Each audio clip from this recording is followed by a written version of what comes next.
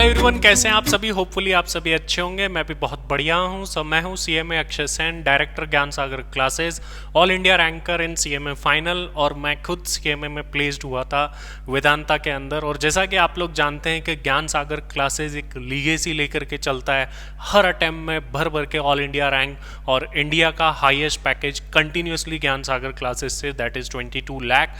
इस बार के कैंपस इतने अच्छे नहीं रहे, लेकिन स्टिल हाईएस्ट पैकेज फ्रॉम ज्ञान सागर क्लासेस। और अब ये जो वीडियो होने वाला है और ये जो सॉल्यूशन वीडियो हमने बनाए, ये बनाए हैं सीएमए फाउंडेशन वाले स्टूडेंट्स के लिए। जी हाँ, सीएमए फाउंडेशन स्टूडेंट्स के दिसंबर 23 के एग्जाम हो चुके हैं। अब उन्हें अपना रिजल्ट असेस करना है ताकि वो फटाफट से अपनी इंटरमीडिएट की प्रिपरेशन चालू कर पाए। तो यहाँ पर इस वीडियो में आप लोगों को मिलने वाले हैं सीएमए फाउंडेशन के वीडियो सॉल्यूशन। यस, आपको आंसर की तो मिलेगी, साथ ही साथ में वीडियो सॉल्यूशन भी मिलेंगे। अगर आप इन पेपर्स को एक्सेस करना चाहते हैं तो डिस्क्रिप्शन में हमारी वेबसाइट का लिंक है, वहां पर मिल जाएगा। डायरेक्ट लिंक आप जा सकते हैं और इसके अलावा टेलीग्राम चैनल पे भी मिल जाएगा। तो अभी मैं बात करता हूं कि सर इस वीडियो में हम करने क्या क्या वाले हैं। तो आपको सारे वन बाय वन हर एक टीचर इस सीरीज के अंदर, आपके जितने भी 4 सब्जेक्ट है उसकी एक सीरीज होगी 4 वीडियोस की। लास्ट अटेम्प्ट के भी हमने जो है सॉल्यूशन आप लोगों को करवाए थे, आप लोगों को बहुत अच्छा लगा और आपने बहुत सपोर्ट किया। तो इसी वजह से हम अगेन ये सॉल्यूशन वीडियोस आप लोगों को प्रोवाइड करवा रहे हैं। इसके अलावा आपको अगर सीएमए इंटरमीडिएट की आपकी प्रिपरेशन स्टार्ट करनी हो तो अपकमिंग 3 बैचेज है सीएमए इंटरमीडिएट के लिए। और 20 दिसंबर से इमीडिएट बैच है जून एंड दिसंबर के लिए। फिर 27 से होने वाला है दिसंबर से अगेन एक और बैच, और उसके बाद 3 जनवरी के लिए होने वाले हैं। तो ये अपकमिंग बैचेज है। इसके अलावा जिन लोगों के सेमेस्टर एग्जाम से, तो पहले प्रायोरिटी ऐसे चैप्टर कराए जाएंगे ताकि आपके सेमेस्टर एग्जाम की कवरेज भी इसके अंदर हो जाए। तो आप इन बैचेज को ज्वाइन कर सकते हैं। बाकी डेमो क्लासेस के लिए आप डिस्क्रिप्शन में या फिर प्ले लिस्ट में जाकर के देख सकते हैं। सारी बेस्ट फैकल्टी आप लोगों को एक्सपीरियंस्ड एक्सक्लूसिव सीएमए के हम देते हैं। और ज्ञान सागर क्लासेस एक बहुत पुराना नाम है, कंटिन्यूसली रैंक है। हमारी वेबसाइट पे जाके आप रिजल्ट्स देख सकते हैं, इसमें कहीं शक नहीं है। और बहुत जल्द आप लोगों के इतने प्यार के कारण बहुत ही कम समय में और fastest growing institute of India बन गए हम, और 100 के फैमिली को हम क्रॉस करने वाले हैं। इसके लिए एडवांस में आप लोगों का बहुत बहुत धन्यवाद। इसके अलावा फाउंडेशन, इंटरमीडिएट, फाइनल और प्लेसमेंट, ये सारी चीज़ें ज्ञान सागर क्लासेस एक ऐसा इंस्टीट्यूट है जिसके पास में यहाँ पर मिलती है। और इसके अलावा फाउंडेशन इंटर फाइनल की मैराथन और मॉक इंटरव्यूज़ भी आप लोगों को मिलते हैं। चलिए शुरुआत करते हैं। और सबसे पहले जो पेपर आप लोग देखने वाले हैं दैट इज़ अकाउंटिंग का पेपर, उसके सॉल्यूशन। उसके बाद में नेक्स्ट वीडियो जो आप देख रहे होंगे ये, इसके अंदर आपको सॉल्यूशन मिल रहे हैं लॉ के। इसके बाद में आप ये जो वीडियो देख रहे हैं 3rd वीडियो, इसके अंदर आप लोगों को सॉल्यूशन मिल रहे हैं मैथ्स एंड स्टेट्स के। और उसके बाद में आपको इकोनॉमिक्स मैनेजमेंट के सॉल्यूशन मिल रहे हैं। तो होपफुली चारों पेपर को असेस करिए। आपके कितने मार्क्स आ रहे हैं जरूर से कमेंट बॉक्स में लिख करके बताइएगा। आप कहाँ से इस वीडियो को देख रहे हैं, और अगर आप जीएससी के स्टूडेंट हैं, चाहे आप मैराथन या रेगुलर क्लासेस के, तो आपका एक्सपीरियंस क्या रहा जरूर से कमेंट बॉक्स में लिख करके बताइएगा। तो चलिए अब शुरू करते हैं इस solution video. Good evening everyone, this is CMA Priya Sen. Welcome to official channel of ज्ञान सागर क्लासेस। होपफुली आज आप सब बहुत बढ़िया होंगे, बहुत खुश होंगे, क्योंकि खुश होने वाली बात है।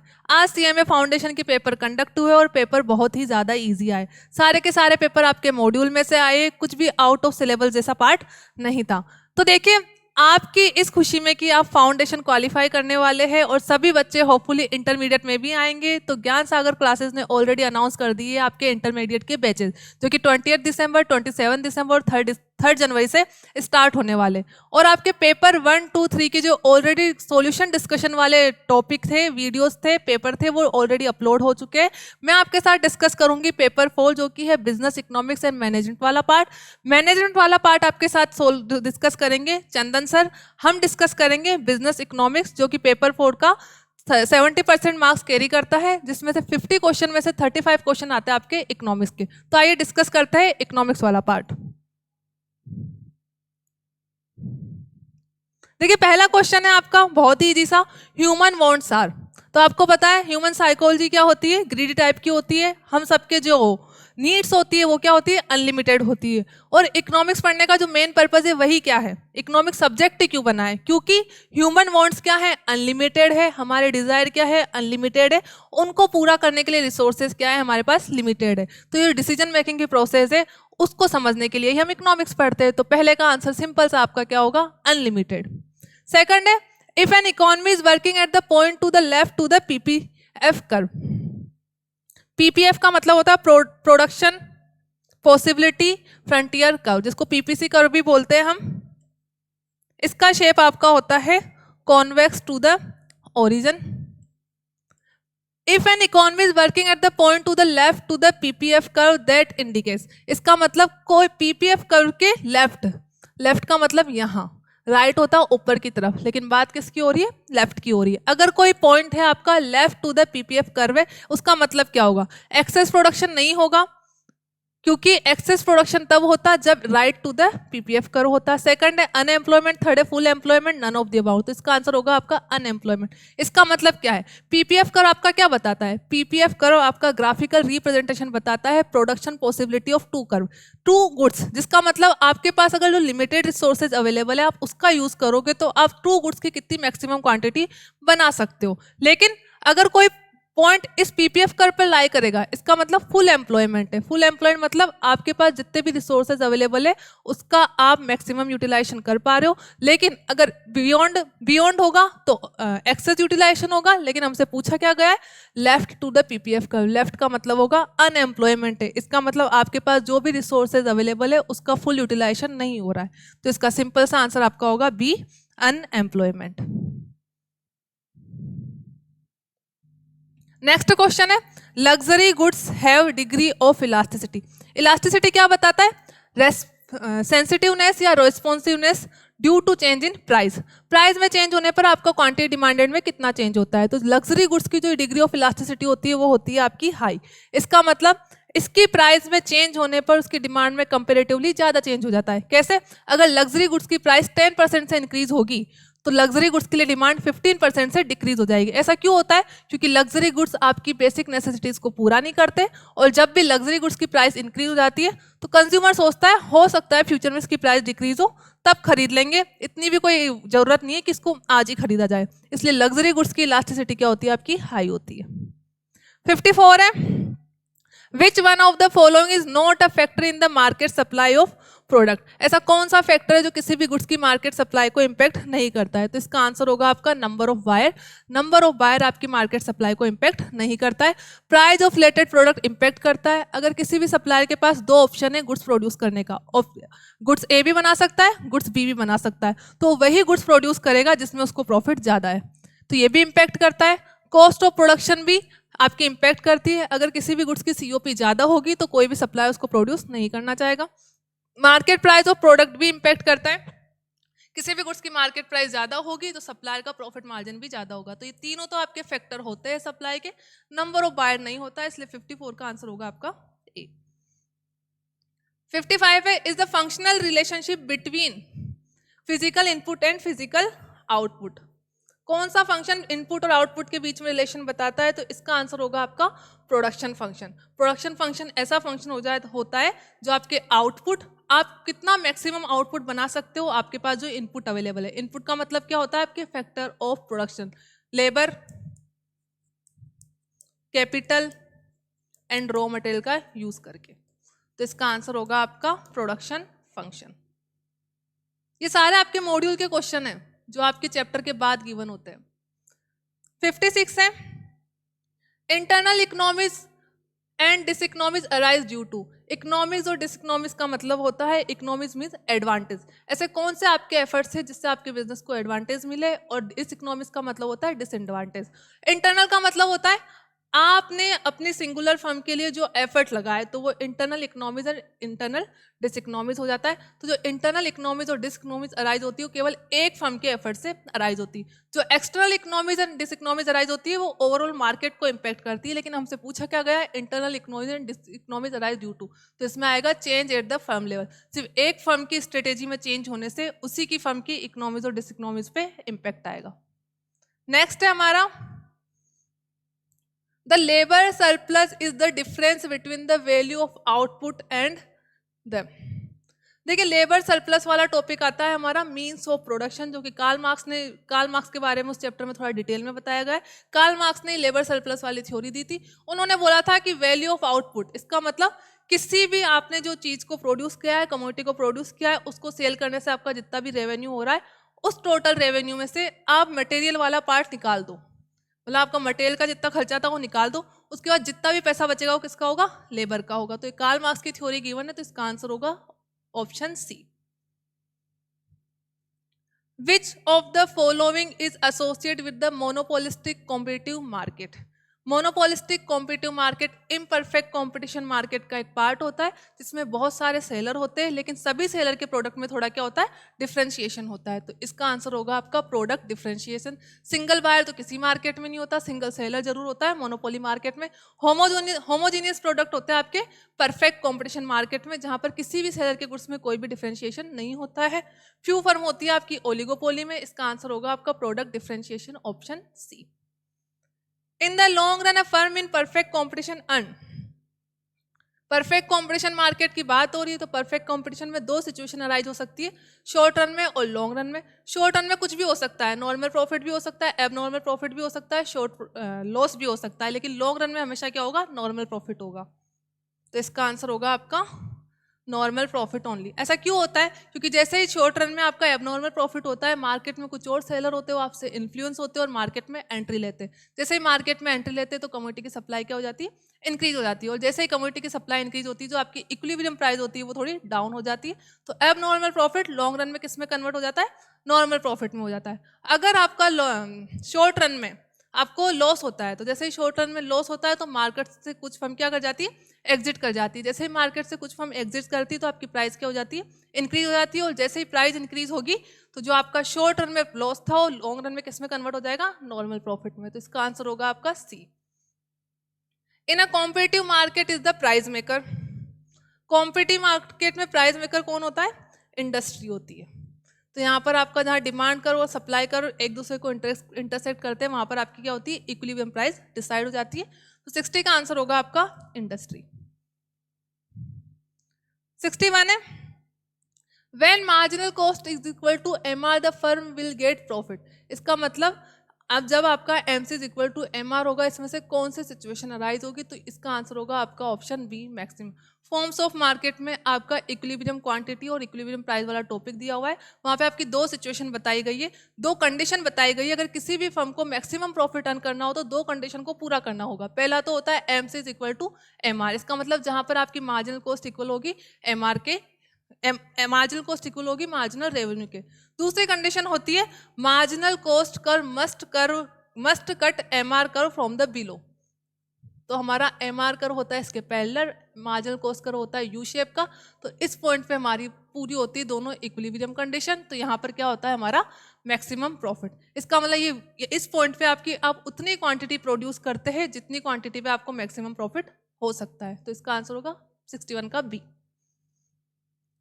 The demand curve of monopoly firm is the, देखिए मोनोपोली फर्म हो या किसी भी दूसरे मार्केट का हो, जो डिमांड कर्व होता है वो क्या होता है, हमारा एवरेज रेवेन्यू कर्व भी होता है। एवरेज रेवेन्यू कर्व, क्योंकि डिमांड कर्व आपका क्या बताता है, प्राइस और क्वांटिटी डिमांडेड के बीच में relation. Same average revenue curve भी आपका क्या बताता है, प्राइस और क्वांटिटी डिमांडेड के बीच में रिलेशन। तो इसका आंसर होगा आपका same as its average revenue curve. Price rigidity is the feature of market. Price rigidity का मतलब है कि आप प्राइस को ना तो इंक्रीज कर रहे हैं ना डिक्रीज कर रहे हैं। मार्केट में जो प्राइस है वही अपने आप में कांस्टेंट प्राइस हो गई। तो ये कौन से मार्केट में होता है आपका, ओलिगोपोली मार्केट। देखिए ओलिगोपोली मार्केट का मतलब होता है फ्यू सेलर। फ्यू सेलर का, जब किसी भी मार्केट में फ्यू सेलर होंगे, अगर उनमें से कोई एक भी अपनी प्राइस को डिक्रीज करेगा, जैसे ABCDE 5 या 6 सेलर है, उसमें से A ने अपनी प्राइस डिक्रीज कर दी, तो बाकी सेलर भी क्या करेंगे, अपनी प्राइस को डिक्रीज कर देंगे। तो जैसे ही सबने अपनी प्राइस डिक्रीज की तो जो फ्यू सेलर थे सभी का प्रॉफिट क्या हो जाएगा, कम हो जाएगा। दूसरी सिचुएशन क्या हो सकती है, अगर एक ने अपनी प्राइस इंक्रीज कर दी, जैसे ही एक ने अपनी प्राइस इंक्रीज कर दी तो दूसरों ने तो अपनी इंक्रीज की नहीं, उनकी प्राइस तो कांस्टेंट थी, तो ए क्या करेगा, अपने कस्टमर लॉस कर देगा। इसलिए दोनों ही सिचुएशन में क्या होता है, किसी एक को या सबको क्या होता है, लॉस होता है। इसलिए ओलिगोपोली मार्केट जहां पर कुछ सेलर होते हैं वहां पर प्राइस रिजिडिटी होती है, वहां पर कोई भी सेलर अपनी प्राइस को चेंज नहीं करता है। तो इसका आंसर होगा A. Average revenue curve is also known as a demand curve. अभी ऊपर ही डिस्कस किया था हमने, क्योंकि एवरेज रेवेन्यू कर्व भी क्या बताता है, प्राइस और क्वांटिटी डिमांडेड के बीच में रिलेशन। उसी तरह डिमांड कर्व भी क्या बताता है, प्राइस और क्वांटिटी डिमांडेड के बीच में रिलेशन। नेक्स्ट है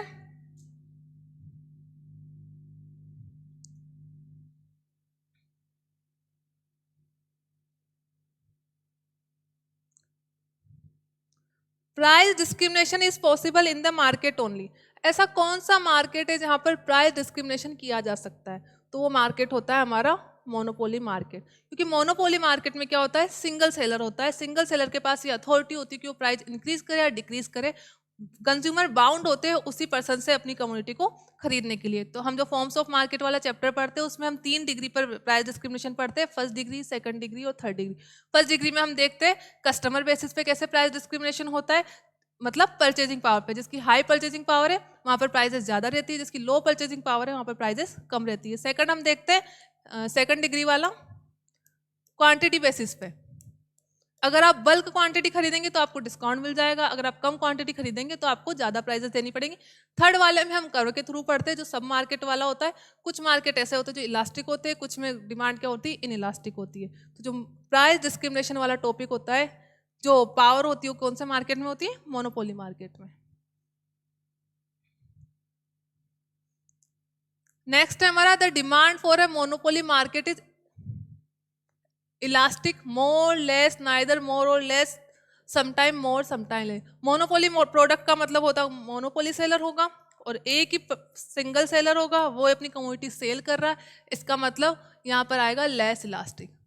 लेस इलास्टिक का मतलब होगा अगर मोनोपोली सेलर अपनी प्राइजेस में चेंज करता है तब भी कंज्यूमर कहीं और नहीं जा सकता। क्यों नहीं जा सकता? क्योंकि उसके पास ऑप्शन ही नहीं है। इसलिए यहाँ पे इलास्टिसिटी क्या होती है, लेस होती है। मतलब अगर मोनोपोली सेलर अपनी प्राइस इंक्रीज भी कर देगा तो उसकी कमोडिटी की डिमांड कम नहीं होगी, स्टेबल ही बनी रहेगी। तो इसमें आंसर होगा आपका less B. 67 in the short run if the price is above the average total cost in a monopolistic competitive market the firm makes। Short run की बात हो रही है, प्राइस बता रखा है एवरेज टोटल कॉस्ट से ज्यादा इन मोनोपोलिस्टिक कॉम्पिटिटिव मार्केट। तो यहाँ पे आएगा आपका profit and new firm join the market. जब भी प्राइस आपकी टोटल कॉस्ट से ज़्यादा होगी तो प्रॉफिट होगी, आसपास जो सेलर होंगे वो इन्फ्लुएंस होंगे, वो मार्केट में एंटर करेंगे। तो शॉर्ट रन में जो एबनॉर्मल प्रॉफिट होगा और लॉन्ग रन में किस में कन्वर्ट हो जाएगा, नॉर्मल प्रॉफिट में। तो इसका आंसर होगा सी।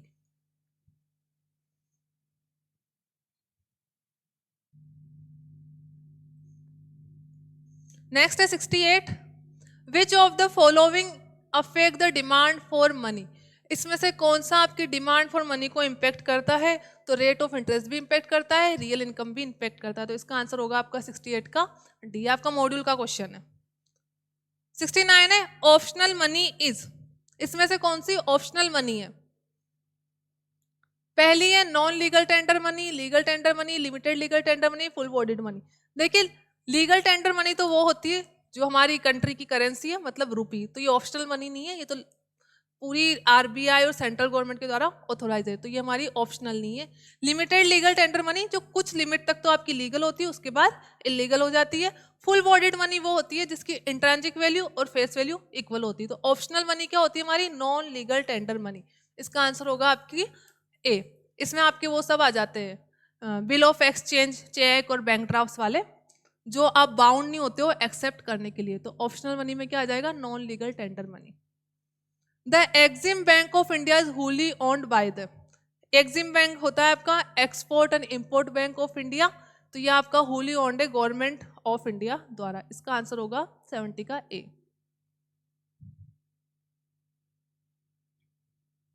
नेक्स्ट है the RBI check inflation by. RBI inflation को चेक या कंट्रोल कैसे करता है? इन्फ्लेशन उसको बोलते हैं जब जनरली मार्केट में कमोडिटी के प्राइसेस क्या हो जाते हैं, हाई हो जाते हैं। कमोडिटी के प्राइसेस हाई होने का रीजन क्या होता है, मार्केट में मनी सप्लाई ज्यादा होता है। तो आरबीआई अपना ऐसा टूल्स को एक्सेप्ट करता है या ऐसा मॉनेटरी पॉलिसी लेके आता है जिसके थ्रू वो मार्केट से मनी सप्लाई को, जो मार्केट में पैसा है, अपने पास अट्रैक्ट कर सके। तो उसके लिए वो क्या करता है, increasing the CRR, cash reserve ratio increase कर देगा। तो बैंकों की जो लैंडिंग एबिलिटी है वो क्या हो जाएगी, कम हो जाएगी। Increasing the bank rate. Bank rate का मतलब होता है वो रेट जिस पर आरबीआई क्या करता है, कमर्शियल बैंक को लोन देता है। तो दोनों ही केस में क्या होगा, मार्केट में लैंडिंग एबिलिटी कम होगी, मार्केट से मनी सप्लाई कम होगी। तो इसका आंसर होगा C, both A and C. Money market includes, money market का मतलब आपके फाइनेंशियल मार्केट दो टाइप के होते हैं, money market and capital market. Money market वो होता है जहां पर शॉर्ट टर्म इंस्ट्रूमेंट में आपके ट्रांजैक्शन होते हैं, और कैपिटल मार्केट होता है जहां पर सारे इंस्ट्रूमेंट जो भी होंगे फाइनेंस के आपके लॉन्ग टर्म होंगे। मनी मार्केट में आपके विद इन 1 ईयर वाले सारे इंस्ट्रूमेंट आ जाते हैं।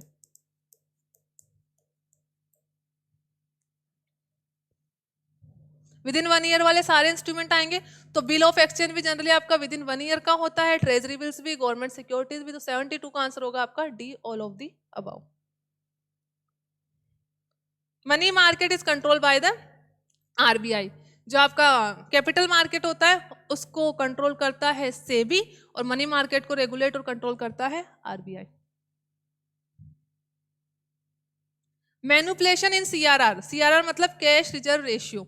Manipulation in CRR enables the RBI to increase GDP. Reserve Bank of India जो है वो कैश रिजर्व रेशियो में चेंजेस क्यों करता है? जीडीपी का इसका कोई रोल नहीं है, ये भी कोई रोल नहीं है, इसका भी कोई रोल नहीं है। क्यों करता है? Influence the lending ability of the commercial bank.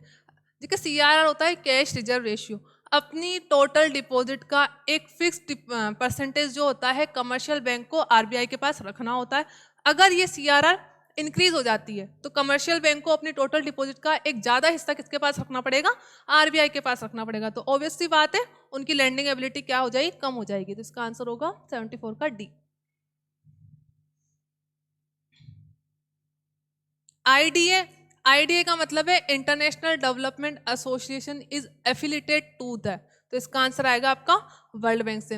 World Bank भी क्या होता है? अदर कंट्रीज को लोन देता है, और आईडीए भी क्या होता है? जो पुअर कंट्री उनको क्या करता है? रीजनेबल इंटरेस्ट रेट पे लोन देता है। तो 75 का आंसर होगा B, World bank.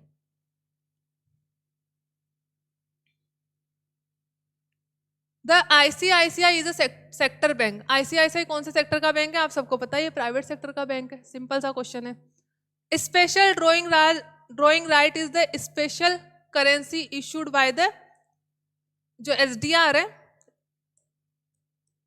Is the special currency issued by the. इसका आंसर होगा इंटरनेशनल मॉनेटरी फंड। आईएमएफ जो होती है उसकी एक करेंसी है, इसकी करेंसी को बास्केट बोलते हैं, जिसके अंदर आपकी जनरली 5 करेंसी है, जिसमें यूएस डॉलर हो गया, यूरो हो गया, जापानीज येन हो गया, पाउंड स्टर्लिंग हो गया, और एक है चीन की रेनबीनी, चाइना की रेनमिनबी। तो ये पांचों से मिलकर क्या बना है?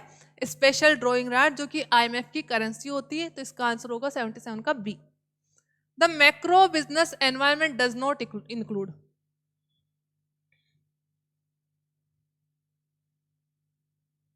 देखिए मैक्रो का मतलब होगा आपका, अब यहाँ पे क्वेश्चन देखिए नेगेटिव सेंस में पूछा गया है। Macro business environment does not include, इसका मतलब आपको माइक्रो निकालना है। माइक्रो क्या होगा? माइक्रो जो आपके बिजनेस का इमीडिएट नेबरहुड होगा, मतलब थोड़ा सा चेंज होने पर आपके बिजनेस को बहुत ज्यादा इंपैक्ट कर देगा। तो आपको इसमें से माइक्रो ढूंढना है। तो टेक्नोलॉजिकल आपका मैक्रो है, जिसमें आप कंट्रोल नहीं कर सकते। ग्लोबल भी आपका मैक्रो है, इकोनॉमिक एनवायरनमेंट भी आपका मैक्रो। तो इसका आंसर होगा मार्केटिंग इंटरमीडिएट। 78 का आंसर है D. The term pastel does not include. Pastel इसमें से क्या इंक्लूड नहीं करता है? पेस्टल में देखिए पी का मतलब होता है पॉलिटिकल, ई का मतलब होता है इकोनॉमिकल, एस का मतलब सोशल, टी का मतलब टेक्नोलॉजिकल, ई का मतलब एनवायरमेंटल, एल का मतलब लीगल। तो पेस्टल में इसमें से कौन सा इंक्लूड नहीं होता है? तो इसमें आपका आ जाएगा डज नॉट इंक्लूड एम्प्लॉयमेंट, क्योंकि ई का मतलब क्या होता है? इकोनॉमिकल होता है। इसका आंसर होगा आपका 79 का ए। नेक्स्ट है sort analysis does not include. Sort में इसमें से कौन सा इंक्लूड नहीं होगा? सोर्ट का मतलब होता है, एस का मतलब स्ट्रेंथ, डब्ल्यू का मतलब वीकनेस, ओ का मतलब अपॉर्चुनिटीज, और टी का मतलब थ्रेट। तो सोर्ट में स्ट्रेंथ आ गया, अपॉर्चुनिटीज आ गया, थ्रेट आ गया। डब्ल्यू का मतलब होता है वीकनेस, तो इसका आंसर होगा आपका बी, वर्कर्स।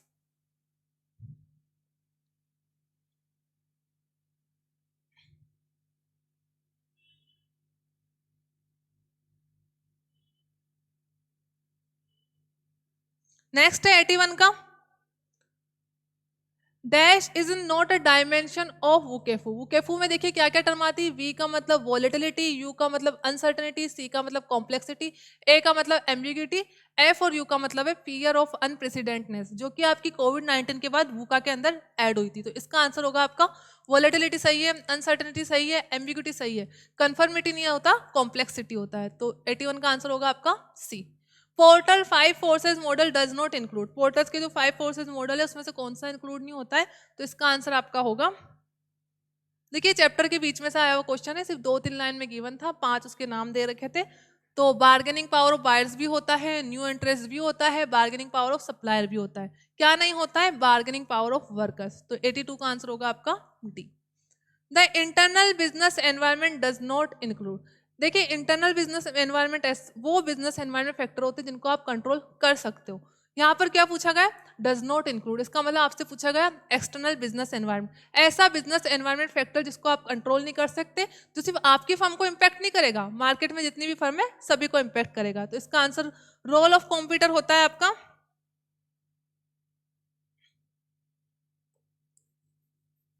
आपको इसमें से निकालना है एक्सटर्नल।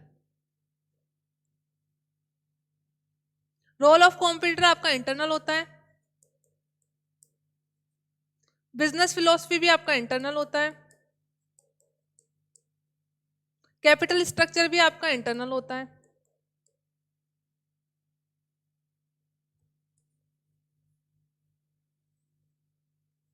आपको इसमें से निकालना है एक्सटर्नल।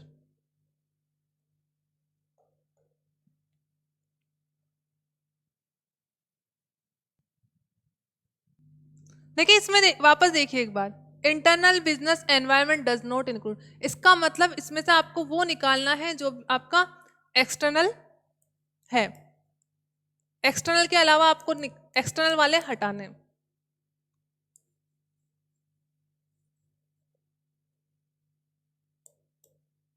तो मैनेजमेंट स्ट्रक्चर होता है आपका इंटरनल, बिजनेस फिलॉसफी होता है आपका इंटरनल, कैपिटल स्ट्रक्चर भी होता है आपका इंटरनल। देखिए मैनेजमेंट स्ट्रक्चर का मतलब है आपको मैनेजमेंट रखना है, सेंट्रलाइज रखना है, डिसेंट्रलाइज रखना है। बिजनेस फिलॉसफी का मतलब है स्टार्टिंग में आपकी जो बिजनेस फिलॉसफी होगी वो सेल्स मैक्सिमाइजेशन की होगी या प्रॉफिट मैक्सिमाइजेशन की होगी।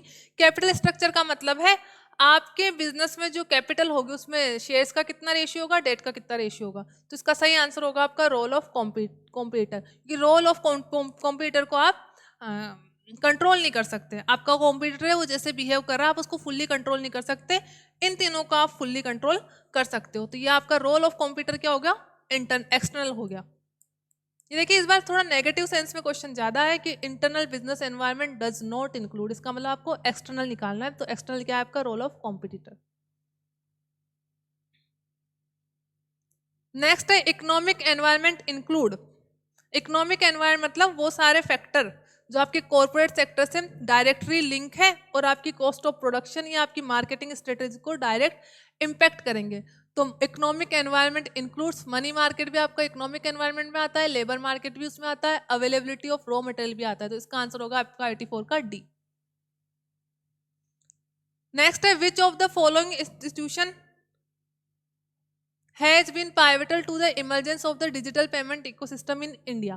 तो इसका आएगा National Payment Corporation of India, जो कि एनपीसीआई है, वो आपके सारे डिजिटल पेमेंट को क्या करता है? मैनेज करता है और कंट्रोल करता है। तो देखिए जनरली इसमें जो 35 क्वेश्चन थे, 30 क्वेश्चन तो ऐसे थे जो आपकी टेस्ट सीरीज में कवर हो चुके थे, 5 क्वेश्चन ऐसे थे जिनमें आपको थोड़ा सा सोचना था। बाकी आपका पूरा का पूरा जो 35 क्वेश्चन थे मॉड्यूल के जो आपके चैप्टर के बाद क्वेश्चन दे रखे वहां से आया था। तो होपफुली आप सभी का बहुत ही अच्छा हुआ होगा। और मैनेजमेंट के वाला जो पार्ट है वो डिस्कस करेंगे चंदन सर। तो आप सब इसको बिल्कुल लेके श्योर रहिए, जिसने पढ़ाई की थी उसका फाउंडेशन क्लियर होने वाला है। इंटरमीडिएट में आप खुद को एनरोल करवा लीजिए। ठीक है, मिलते हैं नेक्स्ट वीडियो के साथ, नेक्स्ट अपडेट के साथ। धन्यवाद। चलिए अब आगे बढ़ते हैं और देखते हैं कि आपका जो पेपर नंबर 4 का बी पार्ट है जिसमें हम मैनेजमेंट को पढ़ते हैं, उस मैनेजमेंट का पेपर इस बार किस तरह का रहा। पिछले अटेम्प्ट जैसा ही पैटर्न रहा है, हर यूनिट में से 2 क्वेश्चन पूछे गए हैं और जो यूनिट नंबर 5.3 जो काफी बड़ी है आपकी, उसमें से आपको 3 क्वेश्चंस मिले हैं। Paper is very simple. Simple उन लोगों के लिए जिन्होंने रेगुलर स्टडी की है, क्लासेस अटेंड की है, उन लोगों के लिए पेपर में कोई डिफिकल्टी लेवल ऐसा सच नहीं था, सब कुछ वो ही था जो हमने रेगुलर क्लास में पढ़ा है। तो चलिए स्टार्ट करते हैं। क्वेश्चन नंबर 86 से अपना मैनेजमेंट का पार्ट शुरू होता है, fundamentals of management, that is 30 marks. अब यहां पे पहला क्वेश्चन है, management is a multipurpose organ that manages a business and manages managers and manages workers and work. This definition of management was given by, बेटा मैंने ये चीज आपको रिवीजन मैराथन में भी बताई थी कि यूनिट नंबर 5.1 में बहुत सारी मैनेजमेंट की डेफिनेशंस दे रखी है। मैंने एक एक डेफिनेशन के लिए आपको ट्रिक्स भी बताई थी कि कौन से वर्ड से आप उस डेफिनेशन को याद रख सकते हो। ये क्वेश्चन वहीं से आया हुआ है, इसका आंसर है आपका ड्रकर, लेकिन पूरा नाम इन्होंने नहीं दिया है, आपको पीटर ड्रकर नहीं दिया, सिर्फ ड्रकर दिया, तो भी आपको याद होना चाहिए। ये भी आपको मैंने टिप दिया था उस टाइम पे कि कई बार फुल नेम आपको दिया जाता है, कई बार सिर्फ लास्ट नेम दिया जाता है, तो आपको दोनों तरीके से याद करना है। तो ये पहला क्वेश्चन यूनिट नंबर 5.1 से था और बहुत ही सिंपल क्वेश्चन था, जो आपके डेफिनेशन वाला पार्ट था उसमें से है। फिर उसके बाद दूसरा है क्वेश्चन जो आपको मिला हुआ है 87, the idea of management as an art focuses on, this is also from unit number 5.1, ये भी आपका 5.1 से ही है कि मैनेजमेंट को हम दो तरीके से पढ़ते हैं, एज साइंस और आर्ट। तो आर्ट में हमें क्या चीजें दिखाई देती हैं आर्ट जैसी? देखो बेटा, ऑब्जर्वेशन और ये जो कोज एंड इफेक्ट रिलेशनशिप है, ये दोनों किसका पार्ट है? साइंस का पार्ट है। जबकि जो इंडिविजुअल स्किल बोल दो या चाहे आप इसको बोल दो personal skill, both are same. हमारे मॉड्यूल में पर्सनल स्किल करके दे रखा है, तो ये किसको डिनोट करता है बेटा? आर्ट को डिनोट करता है। ये हर एक के लिए, इंडिविजुअल के लिए अलग अलग हो सकता है। तो इसका आंसर होगा बी, इंडिविजुअल स्किल। तो ये जो दोनों क्वेश्चन थे 86 एंड 87, ये आपके कौन सी यूनिट से थे? 5.1 से। फिर उसके बाद आगे बढ़ते हैं, हम आगे के क्वेश्चंस देख लेते हैं। आगे जो आपका क्वेश्चन नंबर 88 है, leaders stewardship choice can facilitate reciprocal stewardship behavior from the employee who made this observation। ये observation किसका था? ये बेटा जहां हम stewardship theory पढ़ते हैं ना, उसी में बीच में ये पॉइंट दिया हुआ था। वैसे ये डेवलपर्स के नाम नहीं थे, लेकिन बीच में ये पॉइंट दिया गया था जब हमने डिटेल्ड पूरी स्टडी की थी, और इवन शायद रिविजन में भी हमने इस चीज पे फोकस किया था कि ये नाम भी आपको ध्यान रखना है। ये था पियर्सन एंड मार्लर, पियर्सन एंड मार्लर। ये आपका क्वेश्चन है 5.2 यूनिट्स से, जिसमें हमने दो थ्योरी पढ़ी थी, स्टीवर्डशिप थ्योरी और एजेंसी थ्योरी। वहीं पे आपको ये मिलेगा पियर्सन एंड मार्लर का नाम और ये स्टेटमेंट जो यहां ऊपर दिया गया है। देन आफ्टर आता है developed the agency theory. Agency theory develop करने वाले लोगों में इनमें से कौन थे? वैसे तो इसमें 3 स्टेजेस में हमने डेवलपमेंट किया था, लेकिन लास्ट नेम्स तो जो थे वो क्या थे? Jensen and Fama, Jensen and Fama. बाकी औरों का उस थ्योरी से कोई लेना देना नहीं है, तो इसका आंसर क्या होगा? Option B, Jensen and Fama. और ये जो 88 और 89 क्वेश्चन है वो आपके कौन सी यूनिट से बेटा? 5.2 से। ये दोनों क्वेश्चन आपके 5.1 यूनिट से थे, और ये वाला जो क्वेश्चन है ये आपका 5.2 यूनिट से। वही पिछले बार वाला ही सेम पैटर्न कि 2 क्वेश्चन हर एक यूनिट से, बस खाली एक की यूनिट है 5.3 जिसमें से आपको 3 क्वेश्चन मिलेंगे। अब हम आगे बढ़ते हैं, नेक्स्ट क्वेश्चन देखते हैं। Is a limitation of planning, ये आ गया आपका यूनिट नंबर 5.3 बेटा, यहां से शुरू हो गया यूनिट नंबर 5.3 का पार्ट। प्लानिंग की क्या लिमिटेशन है बेटा? गोल ओरिएंटेशन, फ्लेक्सिबिलिटी, परवेजिवनेस, ये सब क्या है? क्वालिटीज है, प्लानिंग के फीचर्स है, ये सब चीजें प्लानिंग में होनी चाहिए। लेकिन रिजिडिटी क्या है? प्लानिंग को क्या बनाती है? खराब करती है, कि अगर रिजिड होंगे प्लान तो वो प्लानिंग की एक तरह की लिमिटेशन मानी जा सकती है। तो यहां पे आपका ऑप्शन बी होगा, रिजिडिटी, ये आपका लिमिटेशन है किसकी? प्लानिंग की। तो ये पहला क्वेश्चन था यूनिट नंबर 5.3 से। अब हम आगे बढ़ते हैं, यूनिट नंबर 5.3 में ही ट्रेनिंग वाले पार्ट से ये क्वेश्चन आया हुआ है। Which one of the following is off the job training? Off the job training कौन सी है? मतलब जो एक्चुअल जगह पे जाके नहीं की जाती है बेटा। जॉब रोटेशन एक्चुअल प्लेस पे होगा, अप्रेंटिसशिप भी एक्चुअल प्लेस पे होगी, खाली एक रोल प्लेइंग ऐसी चीज है जो कहां हो सकती है, कहीं और भी हो सकती है, इसके लिए आपको कंपनी में जाने की जरूरत नहीं है। तो रोल प्लेइंग ये बेसिकली किसका पार्ट माना जाता है, ऑफ द जॉब ट्रेनिंग का। तो क्वेश्चन नंबर 91 का करेक्ट आंसर क्या होगा, option number B, role playing. उसके बाद नेक्स्ट क्वेश्चन है, which one of the following is involve in the process of organizing. Again ये भी क्वेश्चन 5.3 का था, ये भी क्वेश्चन 5.3 का है। तो सेम पिछली बार जैसे 5.3 से 3 क्वेश्चन पूछे गए थे, इस बार भी 3 क्वेश्चन पूछे गए। Which one of the following is involve in the process of organizing, कौन सी चीज ऑर्गेनाइजिंग के प्रोसेस में इन्वॉल्व होती है। तो देखो बेटा यहां पे identifying alternative, analysing opportunity, forecasting, ये सब प्लानिंग वाले पार्ट है बेटा। इसमें डेलीगेशन ऑफ अथॉरिटी एक ऐसी चीज है जो किसका पार्ट होती है, ऑर्गेनाइजिंग का पार्ट होती है। ऑर्गेनाइजिंग में जब हम वर्क को डिवाइड करते हैं फिर उसके बाद हम क्या करते हैं, अथॉरिटी को डेलीगेट कर देते हैं। तो यहां पे ये वाला 92 क्वेश्चन का आंसर आपका क्या होगा, option D, delegation of authority. और इस तरह से ये तीनों क्वेश्चन हो गए यूनिट नंबर 5.3 के। अब हम आगे बढ़ते हैं।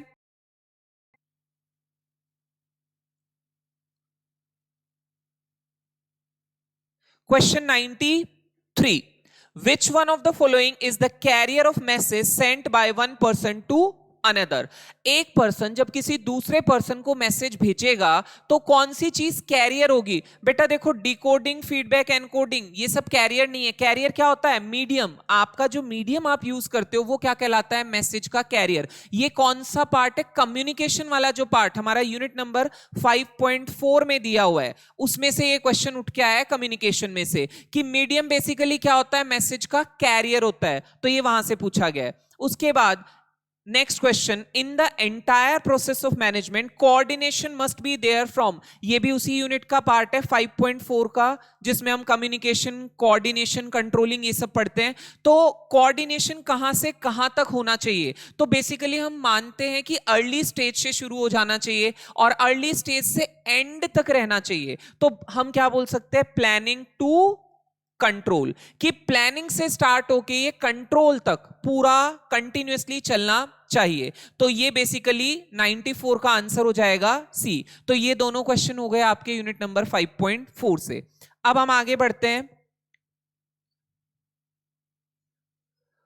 फॉर द एग्जीक्यूटिव्स, कौन से एग्जीक्यूटिव्स के लिए decentralization of authority helps in reduction of workload. बेटा हम बहुत बेसिक सा क्वेश्चन आ गया, ये तो बहुत ही ज्यादा बेसिक क्वेश्चन है कि डिसेंट्रलाइजेशन से किसका फायदा होगा। 5.5 यूनिट का क्वेश्चन है, डिसेंट्रलाइजेशन से किसका वर्कलोड कम होता है बेटा, टॉप लेवल का वर्कलोड कम हो जाता है, क्योंकि वो अपनी जो अथॉरिटीज है वो किसी और को दे देते हैं, अलग अलग डिपार्टमेंट्स बना दिए जाते हैं, तो उनका काफी वर्कलोड कम हो जाता है। तो ये क्वेश्चन आपका यूनिट नंबर 5.5 से था, 95 वाला क्वेश्चन, और इसका ऑप्शन होगा ए, टॉप लेवल।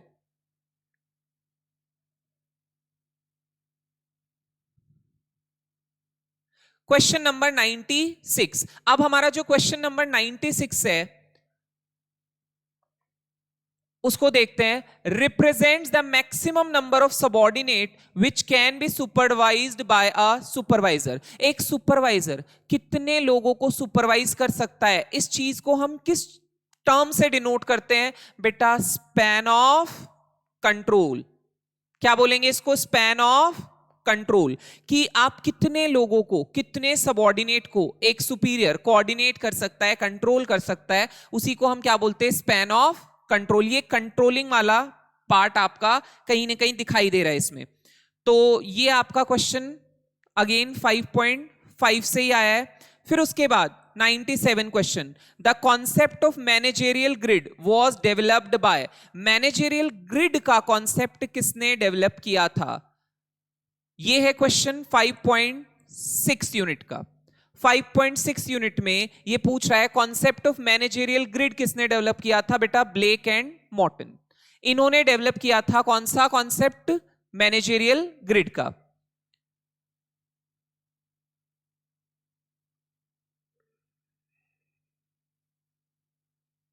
अब आते हैं लास्ट के 3 क्वेश्चंस।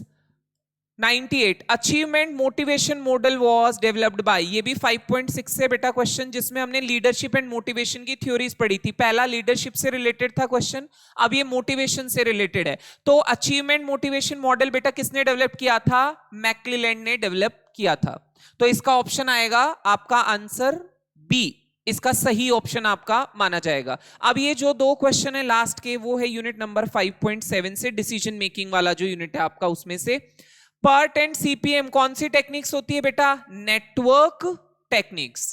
पर्ट एंड सीपीएम कौन सी टेक्निक होती है डिसीजन मेकिंग की? Network techniques. उसके बाद 100 वाला है level managers take non program decision. कौन से मैनेजमेंट, कौन सा लेवल होता है मैनेजमेंट का जो कौन से डिसीजन लेता है? Non program decision. तो as you all know, program decision तो लोअर या मिडिल लेवल भी ले सकते हैं, लेकिन नॉन प्रोग्राम डिसीजन जो रूटीन नहीं होते, कभी कभी लेने होते हैं, वो कौन लेता है बेटा? टॉप लेवल वाले ले रहे होते हैं। तो 100 वाले का आंसर क्या होगा? Option B. जिन लोगों ने रेगुलर स्टडी की होगी, जिन्होंने मैराथन क्लासेस ली होगी, रिवीजन प्रॉपर किया होगा, उन लोगों के लिए आई डोंट थिंक ये पेपर बहुत ज्यादा डिफिकल्ट था। हाँ, अगर हम नेम वाले क्वेश्चन को देखें तो 5 ही क्वेश्चन ऐसे थे जिनमें कि पर्सन का नाम पूछा गया था कि किसने क्या डेवलप किया या किसने कौन सी डेफिनेशन दी। बाकी जो रिमेनिंग 10 क्वेश्चंस थे वो आपके कॉन्सेप्ट बेस्ड क्वेश्चन थे, वो आप इजीली अटेम्प्ट कर सकते हो अगर आपने क्लासेस प्रॉपर अटेंड की है तो।